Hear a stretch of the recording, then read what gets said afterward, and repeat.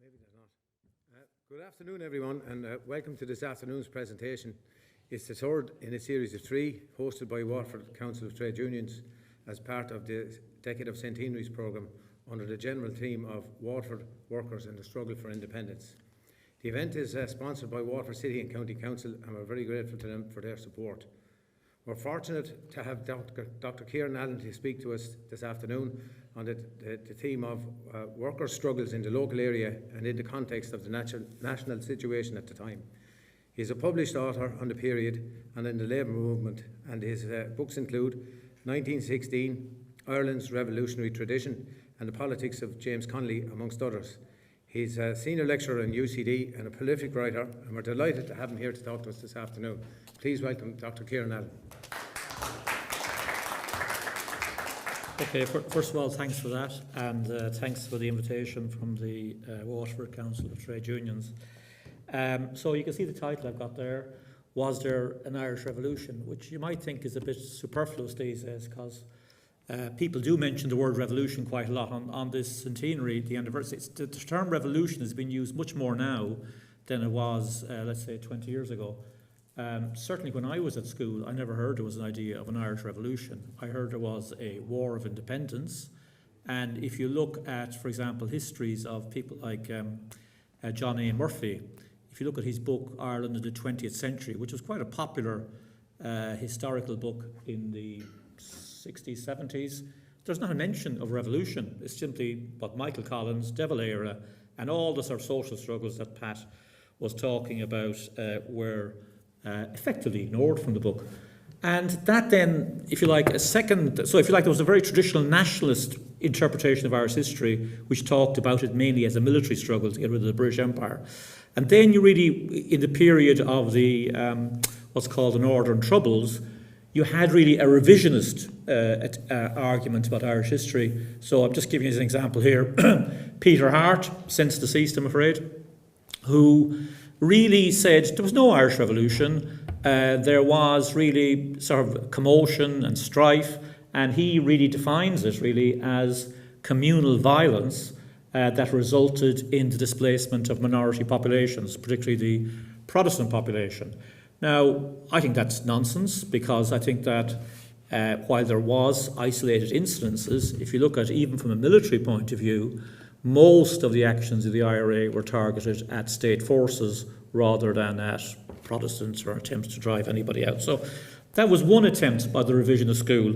Some of you may remember Brian Farrell, I think from the age profile here you might, from, was it 7 Days, I think was a programme.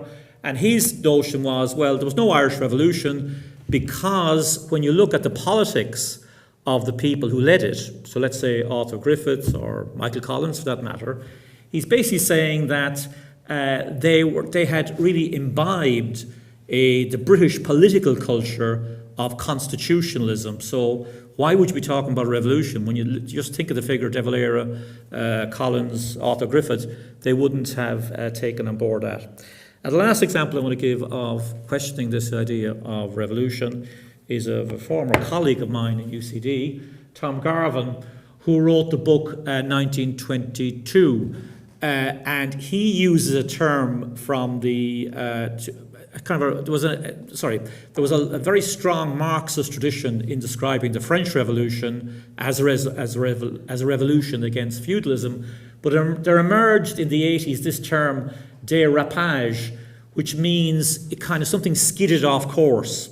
So Garvin's overall argument was, listen, we had a very good British constitutional tradition in Ireland, which was about parliamentary democracy, and then there was this kind of skidding off course that went on for a year or two, but we all came back to our senses at the end of the Civil War because, you know, the Cumann na Gael government managed to impose order and get rid of all this nonsensical talk about violence and revolution. So this whole school, which by the way dominated a lot of the universities and is only now beginning to change, really dismissed the idea of an Irish revolution. And even though we use the term revolution quite a bit nowadays, it's still worth exploring what do we mean exactly to say there was an Irish revolution. So let me start then by some basic ideas. What do we mean when we say there's a revolution taking place? And I think the first characteristic of revolution, pretty obviously, is that existing elites are unable to hold their grip on society. I mean, most of the time, think about our present state at the moment, I think we do have an elite. Most of the time, there's all sorts of bit of rows going on about Simon Coveney at the moment, but generally speaking, the elite have a good grip on where society is going. And the main way they do that is that they often connect.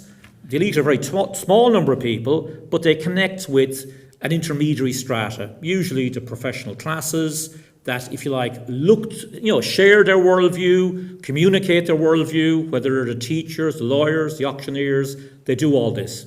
So the first element of revolution is where this link breaks down, and therefore the elite begin to lose their grip on society.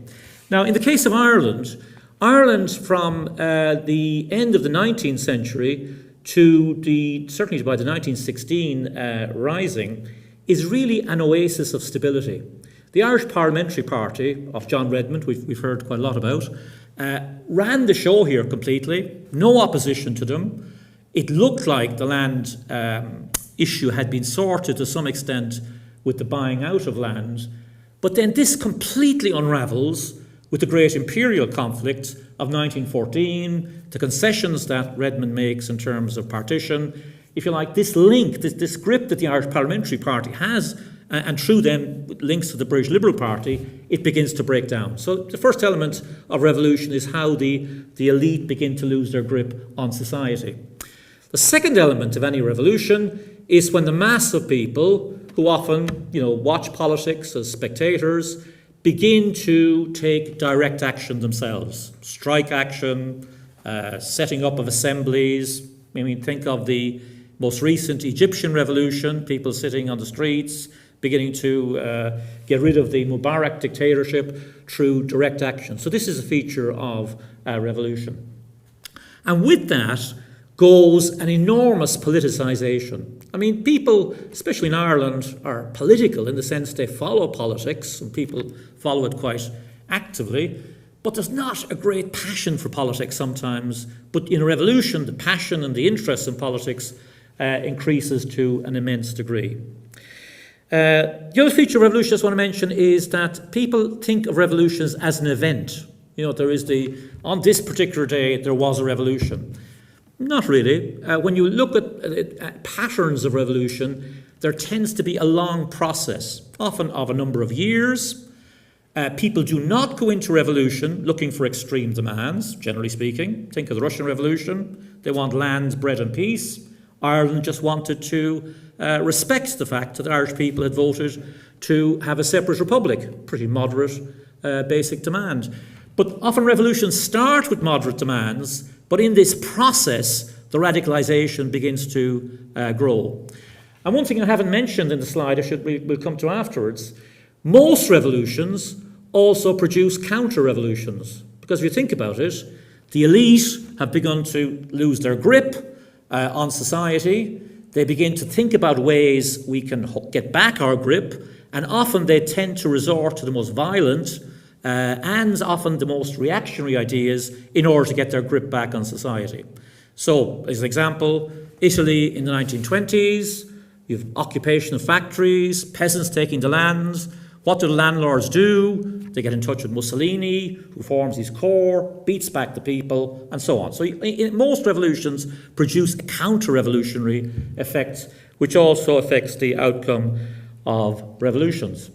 So, if we make a comparison between Russia 1917 and Ireland, you can see there are different outcomes of this process. So, very simply and schematically, the Russian Revolution starts off with a mass demonstration in February 1917, and then you have the formation of workers' councils, and then you have an insurrection, and then you have a civil war. In Ireland, the process is a little bit in reverse, a little bit mixed up, but nevertheless there is a process at play, which is we have failed insurrection in 1916, popular vote for independence 1918, then a shift into armed struggle. As we'll see, it's not just an armed struggle, it is mass involvement by the population in this struggle, and then eventually, as I'm going to argue, the victory of a counter-revolution through the Civil War. So that the process is we still have a long process, but the outcome is actually quite different. But nevertheless, I think we can talk about an Irish Revolution. Now, in what sense then do the mass of people engage in direct action in this period between 1918 and 1923? And I really want to just go through, and some of this will I'm afraid, repeat the points that Pat has made in his excellent talk, and I'll be mainly focusing on what's happened on a national level, because I think this has been done quite comprehensively, what happened in Waterford. But I just want to really indicate really 4 elements to the Irish Revolution in terms of mass involvement. And the first is armed struggle, but combined with mass resistance. That there wasn't this idea, there was Michael Collins, led the IRA, very clever man, very good military tactician, part of the story, but the other part of the story, which is often neglected, is the role that the mass of the people played in inflicting a defeat on the British Empire. Secondly, usually most revolutions involve forms of dual power. And by dual power, I mean there is an attempt to set up alternative structures to the existing state. Now, as we'll see in Ireland, unlike the Soviet example, the attempts at dual power ultimately fail, which is an interesting aspect of the Irish Revolution. There is the organisation of the labour movement and its direct involvement, and then crucially, as was pointed out last time in the last session, there is a major upheaval on the land.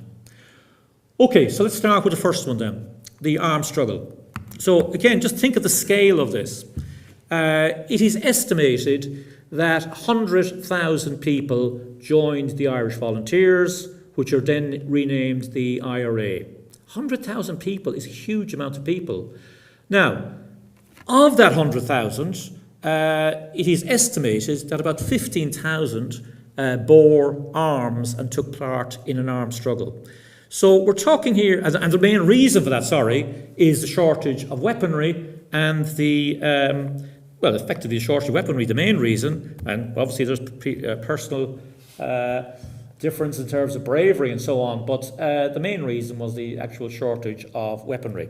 So we're talking not about a small guerrilla army, of a tight-knit structure, a cell structure. That's not what we're talking about. We're talking about, well, you have the figure here, in Tipperary, over 1,000 IRA people who see themselves as members of the IRA, who are committed to supporting the armed struggle. This is quite a big movement, rather than your small guerrilla army that people often think of when they think of guerrilla armies today. You think, contrast, for example, the Cuban Revolution. And many people are involved in the armed struggle of Castro and Guevara, not of this proportions, much smaller. So a lot of people are involved in the armed struggle. Now, what was the main point of the armed struggle during the Irish Revolution? And this is the classic tactic of any anti-imperialist movement. It is to remove the outposts of the empire. And the main outposts of the empire were the RIC barracks and, to a lesser extent, the tax offices. So these were the focus of the, if you like, the military attempt to drive out the empire from Ireland.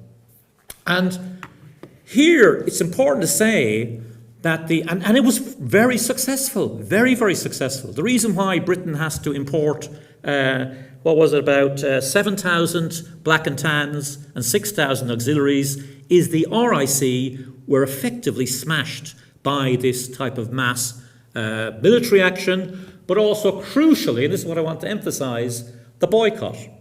I mean, the instruction from Sinn Fein, the motto of Sinn Fein was, no salutations, don't greet them, no social contact. If they attend, you leave.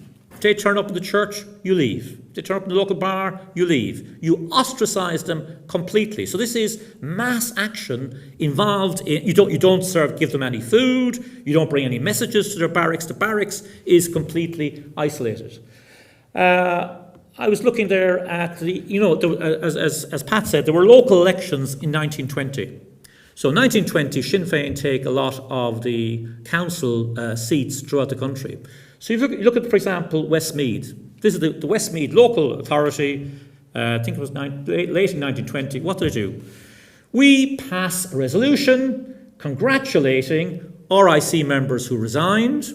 They then sort of instruct they agree to pay the local IRA unit. We'll give them money to keep on their actions, and we will ask the directors of the local hospital not to serve any RIC people, not to have anything to do with them. They can go somewhere else. So what we have here is mass action, which is pushing out the empire and really shows the people taking involved in direct action.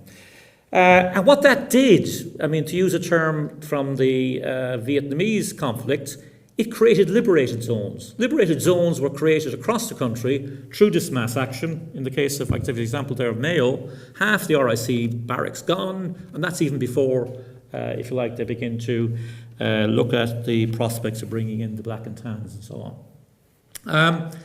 Okay, so the first point, therefore, is the Irish Revolution involves not your classic small guerrilla campaign, but involves a very big involvement of people in the IRA and support of mass action to liberate parts of the country from outposts of the empire.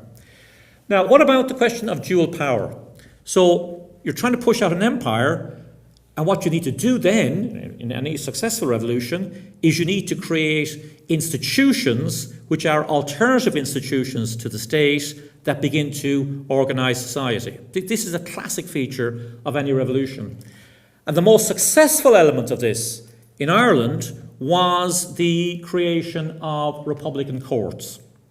And this is interesting because, first of all, this is a picture of the Cork Republican Court meeting in 1920, in some ways emulating the judge on the bench. But what was interesting is, number one, the judges were called the Brehons, going right back to the Brehon laws. But also, even more interesting, I mean, people would actually be horrified at the idea now, the judges were sometimes elected. So people in a local chapel or parish area would come together and say, I'm proposing this person to be the judge, and that person is elected. There's not an assumption, that you come out of Trinity College or King's Inns or so on, you can be the judge. There is a much more egalitarian approach to law at the time. Now, having said that, any judge who resigned from the British court system automatically can, in some cases, become a judge of the Republican courts. Now, the Republican courts were hugely successful. And by that, what do we mean exactly? We mean that people boycotted the British courts, put pickets on the British courts, ostracised people who went to British courts, so that, if you like, the alternative structures are set up. And as the Irish Times lamented, they said, listen, the Sinn Fein tribunals, the Republican courts, are jostling British law into oblivion as fast as cars jostle pedestrians off the road. They were winning the issue in terms of the Republican struggle. So that aspect of dual power is extremely successful. But there was an other aspect of dual power which is much less successful, which was there was an attempt to argue that local councils should not be answerable to the British state, to the imperial state. Now, just some brief figures here. So the local elections take place in 1920, as we've said. And there are huge gains for Sinn Fein, like there were in 1918. And I made a mistake here. As a result, they get to control 27 of the 33 local authorities in the country. Sometimes in coalition with Labour, which, as I was saying to Pat earlier on, did far better across the country than it unfortunately did in Waterford at the time. Now, these councils, which are controlled by Sinn Fein, are then asked to move away from any loyalty to the empire and show concretely their loyalty to Dáil Éireann. And what they're asked to do is to collect the rates, which they would normally, local councils collect rates, but instead of sending these rates onto the British Exchequer, they were supposed to send these rates onto Dáil Éireann, which in turn would use this money to help finance the IRA campaign. It didn't work. Okay, this attempt to create a dual power structure did not actually work. And I mean, David Fitzpatrick is a historian. I don't necessarily agree with his overall analysis, but he makes a good point here. He says, well, why didn't it work? And the main reason it didn't work is that the wealthier elements in Irish society, those who would be mainly paying rates, you know, they had no desire to risk their status by ensuring that the rates were going to be paid to some Republican who in turn was going to pay for the IRA. Wouldn't it be better to take the safer option of making sure that your rates went into the British Exchequer? So therefore, this idea that the local councils could be used, if you like, as an alternative structure to break away from the empire, that element of dual power did not work so well in Ireland. Now, the third element of the Irish Revolution I want to emphasise, and I think a lot of you may be familiar with it already, and Pat has covered some of it. I just want to cover the involvement of the labour movement as a movement in the fight for Irish independence, and as we'll see afterwards, how that spilled over into a class demands as well. And I'm just really going to, just as a potted history, just go over a few of the major events, some of which I say have been covered already, so a little bit of repetition here. Okay, so the first involvement of the labour movement in the Irish Revolution is the anti-conscription strike of 1918. And this comes out of a resolution of the Irish Trade Union Congress that we're going to have a general strike because the British government are attempting to conscript Irish people because enthusiasm for the war has declined. A lot of people have died in the war. They wanted to bring in conscription towards the end of the war, and this provokes a massive outrage, and it leads to a huge general strike, which, it has to be said, is also associated with support by the bishops, because the bishops also come out and say, listen, support the anti-conscription movement. So to some extent, it becomes associated with Catholicism, right? Just on that. And the reason why I say that is that, remember, in 1919 in Belfast, you have one of the biggest strikes in this country for the 44-hour week. Belfast is almost controlled by workers at the time, but it is pretty, it's not really involved in the 1920 conscription strike. Nevertheless, the anti-conscription strike is very successful. Britain is not able to carry through its demand for conscription, and as the conservative historian A.J.P. Taylor put it, he says this was the decisive moment that Ireland seceded from the Union. Because if you can't impose conscription, as you were on the rest of the empire, you know, you're really on the way out in terms of imperial control. And here are some just pictures of it was an enormous movement. This, I think, is a picture in Ballydreen of people protesting against conscription. And here is a mass rally, I think, held in Roscommon town. Enormous support for the anti-conscription movement at the time. Okay, the second involvement of the labour movement in what's called the War of Independence, or the Irish Revolution, is the, often not so much mentioned in Irish history, is the strike of automobile drivers in 1919.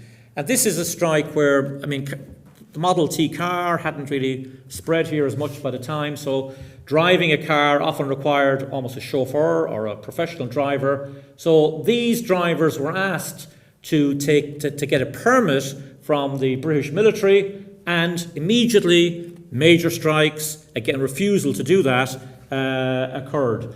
And not altogether successful, but nevertheless we see here a picture of the drivers demanding that we're not going to accept British permits.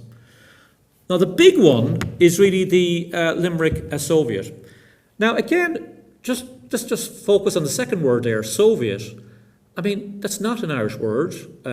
We don't have the internet. Communications are pretty, meagre at the time. Why are Irish people going around using the term Soviet? And obviously, it is the result of the influence of the Russian Revolution. And what you find in Limerick, And this is just, again, I haven't really factored it into it, but the influence of the Russian Revolution is quite extraordinary in Ireland. He's estimated that even before the Limerick Soviet is set up, 10,000 people gather in Limerick to celebrate the Russian Revolution, and hence the popularity of the term Soviet. So you have the gas Soviet in Waterford, and all the various Soviets around the country. Where does this come from? What triggers this one? And again, it is the attempt after a Republican prisoner had escaped by the British to try to impose military control over the city of Limerick by demanding that people have permits. And what you get then is the local trades council says, we're not having it, declare a general strike, rename themselves the Limerick Strike Committee. And this is why what the term Soviet simply means workers' council. And the difference between a general strike and a workers' council is that instead of, if you like, the negative action of withdrawing your labour, what a Soviet does is it begins to take control of the running of society. So the Soviet in Limerick begins to issue money, it begins to decide food rationing, who's getting access to this building and that building. So, if you like, workers are moving from simply, I'm going on strike, to I'm now beginning to take control of our city. I mean, this is what begins to happen in Limerick. Now, one point we should say, when we use the word Soviets, which is obviously the Russian word, is that the Soviets in Ireland, I mean, as Pat pointed out, they spring up all over the country. They're often not coordinated. They were in Russia. They also limit themselves to maybe one action. We want the end to the British permit. And often they don't involve the type of democratic structures that really characterise the Russian Soviets. In other words, that you elect somebody reports back. If they don't go and vote the way you want them to go, you can get rid of them. The word Soviet in Ireland is used much more loosely than that, but nevertheless, it shows the influence of the Russian Revolution. Less well known is the bacon embargo of 1920. And this arose because there was regulation on the price of bacon and meat, was wartime regulations. These were removed. People were worried the price of meat would increase dramatically. And there was also memories of the famine. You know, the food is going out of Ireland, it'll go over to England and so on. And therefore, the unions decided they were going to go on strike to insist that bacon not be exported from Ireland, and therefore leading to price rises. However, look at the ITUC statement and just think of the ICTU today and think of ITUC and spot the difference in terms of what's happening. So there we are. We do not recognise the right of the owners of bacon factories to withhold their premises and machinery from use at their discretion against the common interest. Can you imagine the ICTU saying something like that today? The material structures have been built and adapted by the workers for a social purpose to provide bacon for the people. If those who hold those things in trust fail to fulfil their trust, the people must relieve them of their trust. So, a very simple statement. You know, we have set up the structures by which bacon is produced. Owners have no right to decide. They can do what they like with it. And then the one that Pat mentioned is the general, really in many ways the high point of workers' involvement is a general strike to release the Republican prisoners in support of their hunger strike in 1920. Now, what's interesting about this is the reports around the country of, you have a general strike, a political strike, not just for economic demands. We demand the prisoners are released. But then look at, Pat quoted one of them from the report of the atmosphere in Waterford. Let me just give you two examples here of the mood of workers in the country in the middle of this strike. So here's Galway. The Workers' Council was formed in Galway.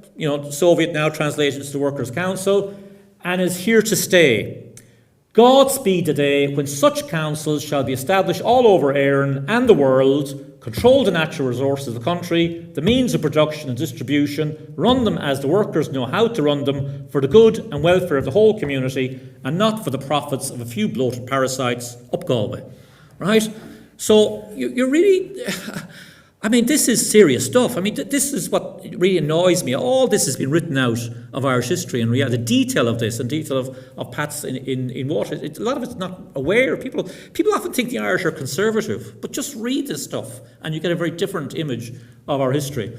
Again, the Manchester Guardian, probably the same journalist that Pat quoted, was in Clonmel probably a day before, and here he is. It's particularly interesting to note the rise of workers' councils in country towns. We're talking about Clonmel here. The direction of affairs passed during the strike to these councils, which are formed not on a local but on a class basis. In most cases, the police abdicated and the maintenance of order was taken over by the workers' councils. In fact, this is Manchester Guardian. It is no exaggeration to trace a flavour of proletarian dictatorship about some aspects of the strike. And yeah, I'm sure you could repeat that for most towns in Ireland. I mean, I haven't seen the research, but I'm sure Clonmel or Galway were not particularly exceptional towns. Again, the one Pat mentioned is the other involvement was the strike of the railway workers, which he dealt with. But just to add, people refused to transport British munitions, British soldiers and so on. 1,500 workers were sacked by the authorities because of their refusal to do this. Now, the one I just want to spend a bit more time on is the land issue, because remember, Ireland was very much an agricultural country at this particular point in time. And this is one that's really written out of the so-called War of Independence. And it's written out because people don't want to recognise that when people fight for national freedom, it's often not some airy-fairy romantic idea. It can also be interpreted by people as directly affecting their lives. So when I say, I want freedom from the empire, I don't just mean I want an Irish Parliament. It can also mean I want the end of the British landlord. I want to undo the land situation. I want to get rid of the big house. This is what people means. And this is what we refer to as a spilling over of national demands and social demands. And in terms of the land, there are really two types of struggles happening. One is the struggle of people who have land or want to take ownership of land. And this happens right across the country, and we find the burning of the big house, picture over there of one of the houses that are burnt, and it happens on a very consistent basis, particularly in the west of Ireland. So if we look at, for example, Galway, we find that there's, first of all, I forget that the landlord's name was killed. There's an actual killing of a landlord. Letters then go out to different landlords around the county saying, if you don't make a concession and divide up your land, we're coming for you as well.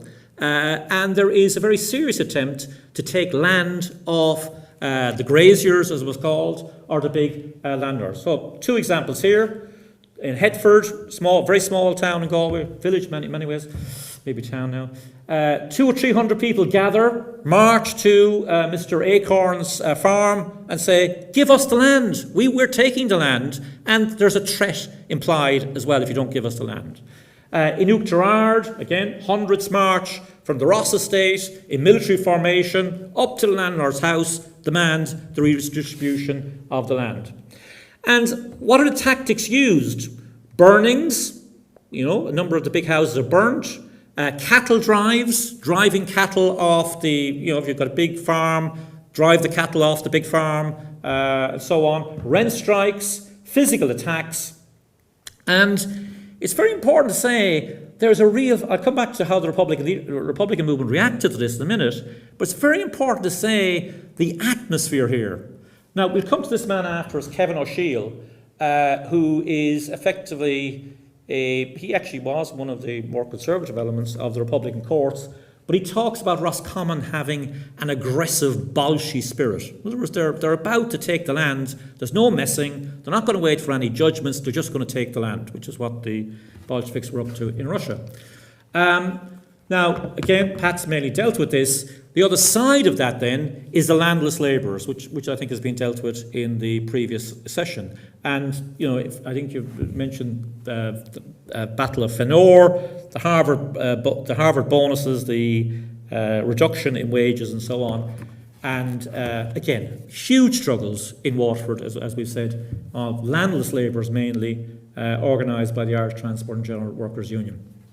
Now, seeing as this is your neighbouring county, I just want to quote the type of rhetoric that is used in this. Now, this is the watchword of Labour, effectively, is a Labour movement paper. And just look at this. I mean, this is incredible stuff. It says, the Red Commanders, that's what they're calling themselves, up on some farm in Carlow, had perfected their plan of campaign and the rank and file already. This was to be no mere stay-out holiday strike. The time is past when battles were won by men on holidays. The experience of last year's land strikes has proved that the proletariat of the land are to win. If the proletariat of the land are to win against organised farmers, victory only comes through organised aggression, not passivity. Terrorism. What? Terrorism is the most potent of Labour's weapons, and while every other weaponry in our armoury must be used, it is the Red Terror that our greatest reliance must be placed. We're going to frighten the farmers, and we're going to ensure that we get our way, was aspects of the Irish Revolution. Now, this is an extraordinarily serious situation in terms of the British Empire, and how does it respond? And very briefly, I think it responds really in three main ways. Number one, military repression. And, you know, when you see the Fine Gael minister somehow imagining that you could have a sort of a centenary for the RIC and the Black and Tans, you ask, what planet is this man living on? Because the level of military repression brought in by the British was pretty brutal. I mean, it included reprisal killings of Republican leaders, what we now call death squads. So, for example, in my native town of Galway, Griffith Road is named after Father Griffith, a Republican priest who's taken out, shot by a British death squad, as were two other Republican councillors in the town. Death squad, this is just death squad activity. If you think about the reprisals tactic, the burning of Balbriggan, not just Balbriggan, Miltown Malbay, Lahinch, Trim, a lot of towns, you know, are sacked as a terror campaign to repress an anti-colonial resistance. So that's one. So the level of terror imposed to defeat the movement is pretty strong from the British. A second strategy of the British is to move very quickly to partition, to essentially assist the arming of loyalists, and to, as an act of revenge, to push through the Government of Ireland Act, set up an ordered state with all the consequences of that. But the last element, and there's an individual charged with it, a man called Andy Cope, who is charged with, and this is, the British are you know, they're pretty clever as a ruling class. They don't they've learned a lot over the years. As well as the repression, you don't just operate one tactic, you combine it with another tactic. And the second tactic is outreach to sections of the Republican leadership, which begins simultaneously with the repression that is being imposed on Ireland. Now, we'll come to what the effect of the outreach is afterwards. Let's go back then to what's the Republican response to this pretty complicated situation. And it's important to know here really what's, in my view, at the core of what becomes a very stunted revolution is the attitude of the Republican leadership, particularly to the land struggles.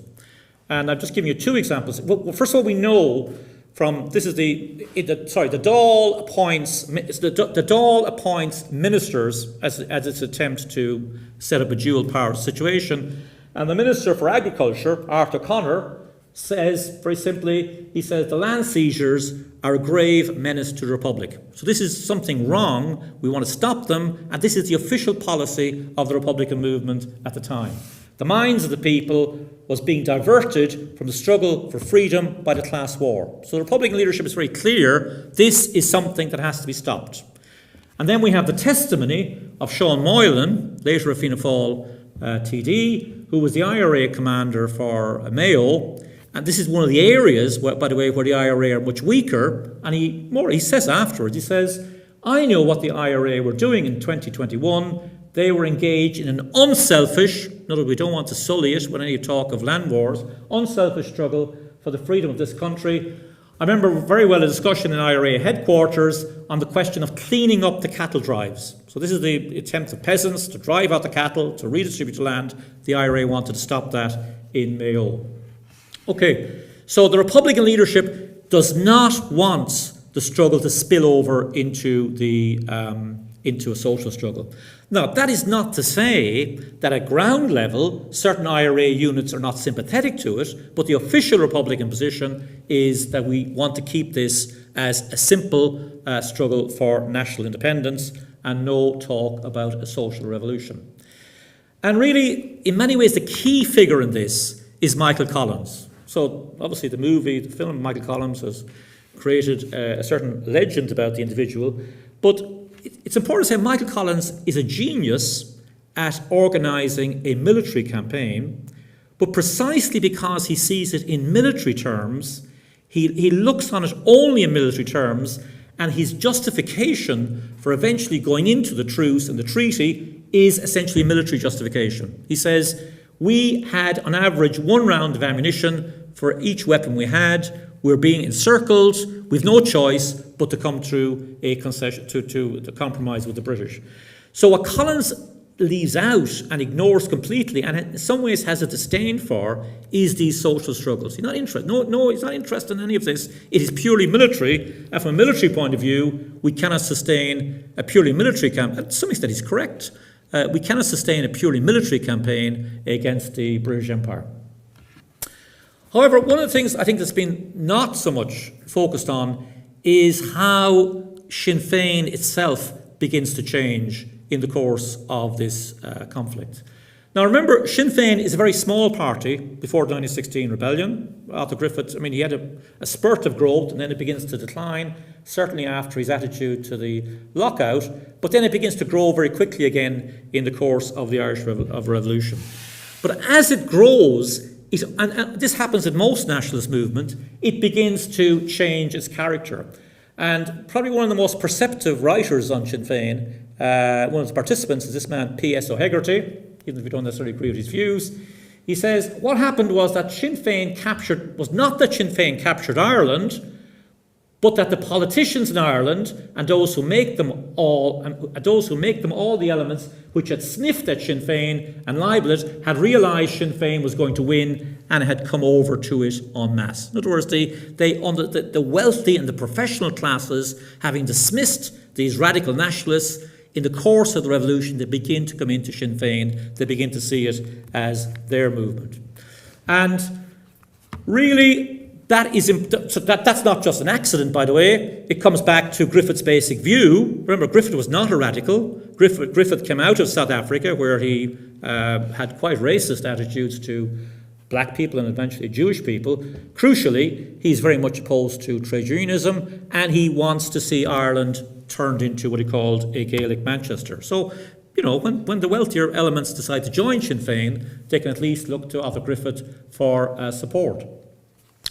Now, where was the left is the question that was raised in the last discussion. And this really, whichever way you want to put it, but I think that what's not contestable is there is a huge social struggle. You can say there's no leadership to it, or there's no political articulation of its demands, but there's certainly a missing link in the Irish Revolution. And why is that? Look at my heroes, James Connolly, but Connolly has a syndicalist. Connolly's belief was you build the union strong, you build a strong union. Connolly was not too interested in building a party, it's a complicated story, but let's leave that aside for a minute. But anyway, the point is that by the Irish Revolution, the one party in Ireland that is formed is the Socialist Party of Ireland. Okay, so if you like, the Irish Citizen Army essentially dissolves themselves into the Irish Volunteers.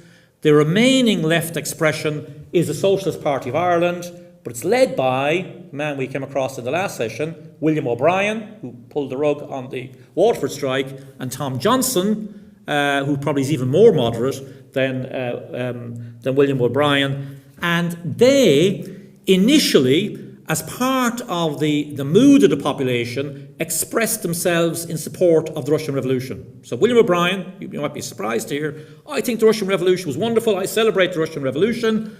But in their report to the Third International, the Communist International at the time, they say, what is the role that you have played in this revolution in Ireland? And they say, the preoccupation of the people with the struggle against British imperialism has been an obstacle of importance in preventing the spread of revolutionary socialism.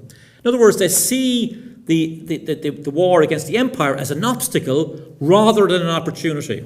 And they have an image of, insofar as they were being sincere, they have an image that somehow it's only when workers organise on strictly economic grounds rather than, in terms of fight against empire, that you have any chance of the left growing.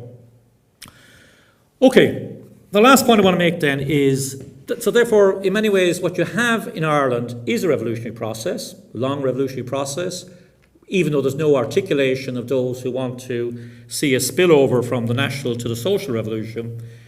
But what emerges at the end of the Irish Revolution is a strong counter-revolutionary movement. And for me, we're through the centenary, the decade of centenaries as it's called. At present, I mean, you'll notice that how the Irish elite at the moment, having in the past banned 1916 celebrations, are now claiming that they are the peaceful inheritors of the 1916 rebellion. I want to argue, in fact, no, they're not.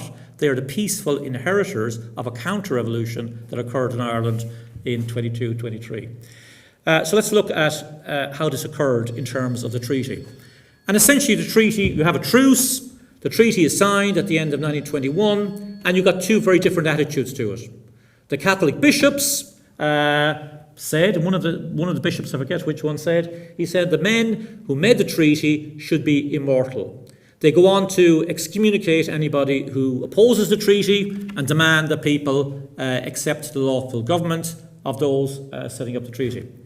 But then look at the attitude of James Larkin. I mean, okay, slightly overblown in his rhetoric, but he says, we propose to continue to fight for a land and air fit for men and women, a workers' republic or death. In other words, we're rejecting the treaty, not just the Republicans, but there's also a rejection of the treaty from the point of view of the left, even in Larkin's case, if it's a bit rhetorical.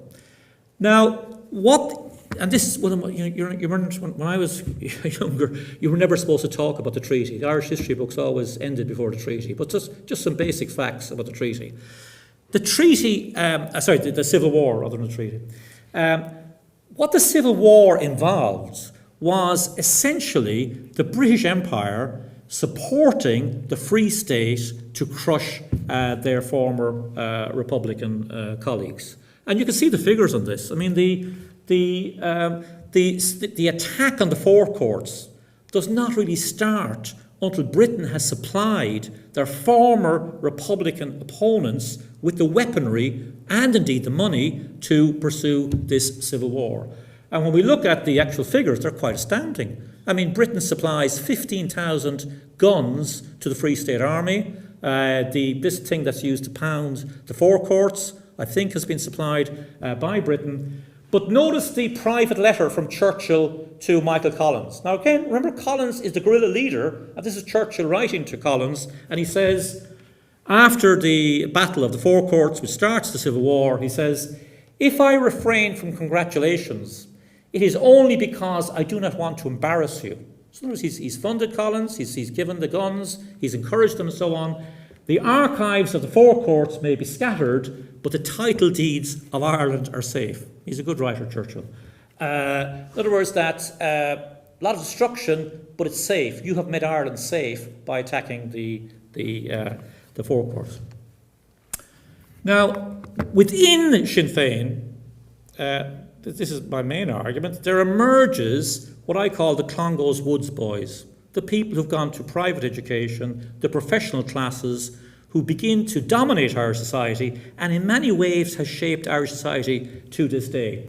And the figure I think is most interesting to look at is Kevin O'Higgins, who was later, by the way, assassinated by Republicans because he was involved, the main figure involved in ordering the execution of 80 Republicans during the Civil War, some of whom were not involved in any activity. But just look at how Higgins conceives what's happening, or rather conceives his own role as he comes into taking state power after the Civil War. And he says the attitude of protest, the attitude of negation, the attitudes sometimes of sheer wantonness and waywardness and destructiveness, which has to a large extent been the traditional attitude of the Irish people, I'm going to stamp that out. And I'm going to stamp that out by bringing back the bailiff, by imposing order, and by, if you like, taking the measures which, as we saw in the case of Waterford, meant, for example, smashing of strikes. So the new elite of Kevin O'Higgins, Kevin O'Shiel, for example, another key figure, backroom figure in the Irish Parliament, they set about taking a number of measures which are about cracking down on this revolutionary wave and creating the type of country we do have today. So, a very key element of that was the creation of what Pat mentioned was the Special Infantry Corps. This was a unit of 4,000 people in the Irish National Army whose primary purpose was to break strikes, to intimidate any working people, and you have some examples in Waterford. There we have it there, 600-700 sent into Waterford to break strikes. So the Special Infantry Corps is a unit in the Irish Army, particularly directed to attacking social struggles. And even one pro-treaty Sinn Fein TD, who has witnessed how the Special Infantry Corps has taken land back from farmers in Cork, he said, "But why are we doing this? These people gave us assistance when we were out in the hills fighting against an alien government. I think it is very bad action for the government to seize cattle on these farms for arrears of rent due to English landlords." So we're reimposing order at the end of the Civil War. And you can look there at some of the measures that begin to be taken by the Free State government. The abolition of the Republican courts, the return to the normal British-style courts. One of the key features of Irish politics to this day is the complete central control over local authorities. Local authorities in Ireland have very little say. Why? Because the Free State government, terrified by the attempt to allow local authorities to break away from central government, it imposes this very tight central control on local governments which exist to this day. The emphasis on balanced budgets, the Land Enforcement Act, all sorts of measures are taken really to establish the type of state we have today. And if we look at what that means in practice, you can see it from the famous statements made by the people at the time. By the way, this quotation here from Patrick McGilligan, the Ministry for Industry and Commerce, this quote was put up on Fianna Fáil posters as they tried to take power in the 30s. Fianna Fáil were a radical party at one stage.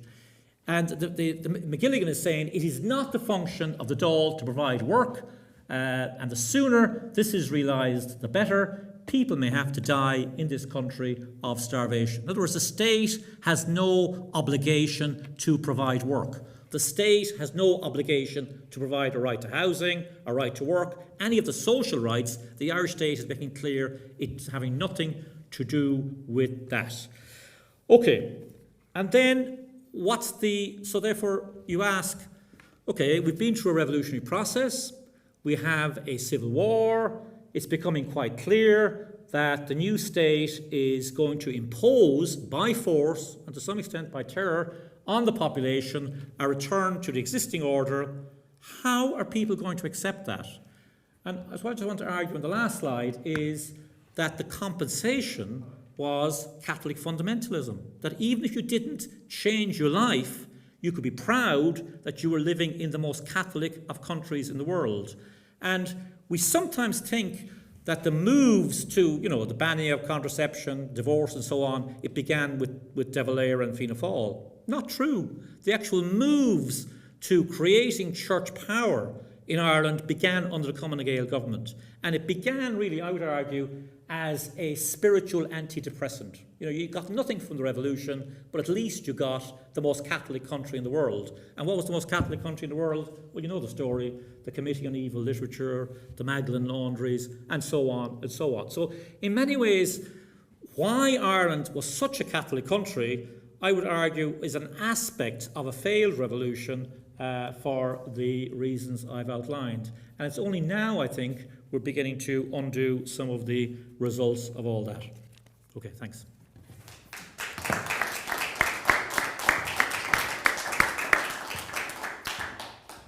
Thanks, Kieran, for that talk. It was very interesting and enlightening, to be honest.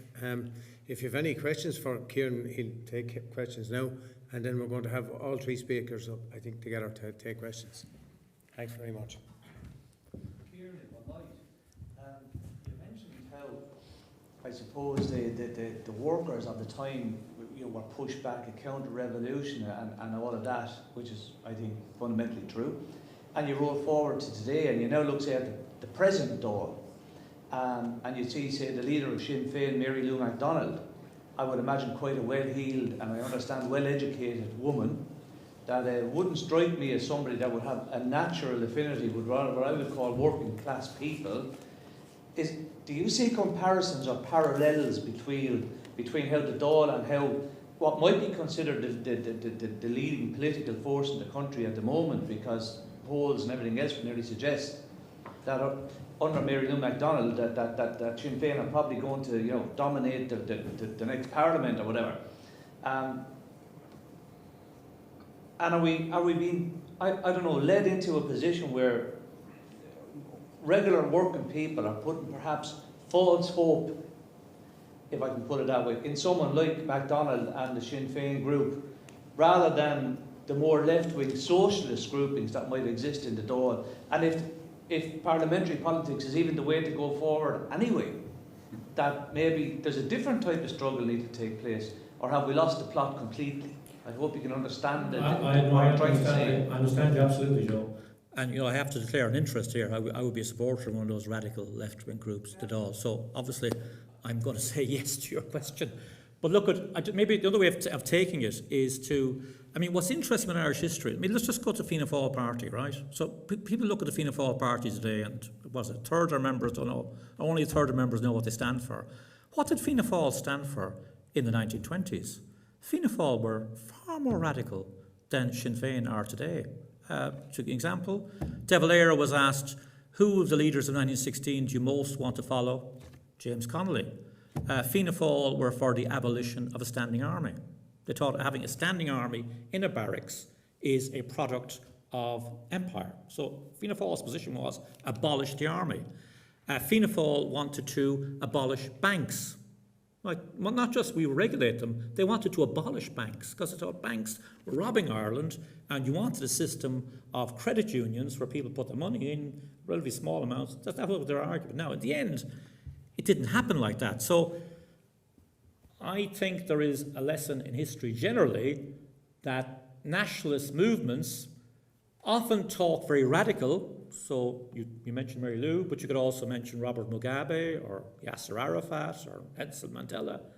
But then when they come into power or come near power, it is a different story. I mean, I think that is a feature of history generally. Now, we can debate in political strategy what you do about that, but I would think that there is important. It's important to be aware of this history, isn't it? Because it can happen again. Yeah, definitely. Kieran, brilliant alternative view, for want of a better word, of the revolution. But you mentioned the parallel struggle, if you like, for the land. But that seems to have been, would I be right in saying that was confined to certain areas? West of Ireland, mainly. Particularly the West. Yeah.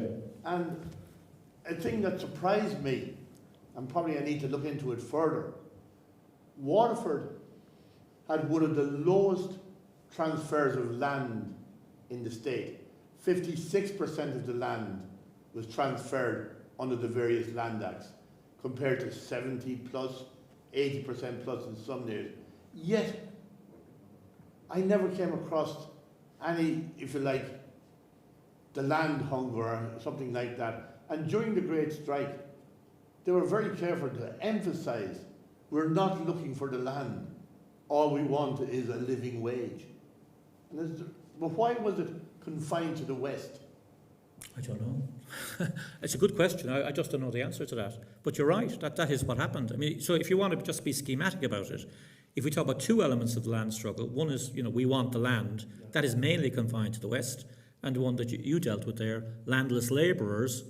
I think you said in your talk that that Waterford had a higher proportion of land, it had the highest proportion of landless labourers in Munster, and I presume Munster was dairy farming and bigger farming and so on, whereas in the West there was much more poorer farmers, and I think there was a big struggle there.